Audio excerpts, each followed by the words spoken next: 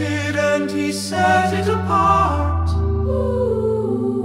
So we ought to keep it holy, holy, a holy day of rest, a quiet, thankful breath. Keep the Sabbath holy, and remember it we must obey.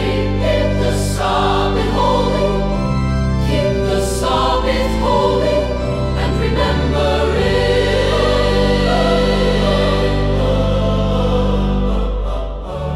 In it you shall not do any work. Let your busy hands be still. He rested on the seventh day.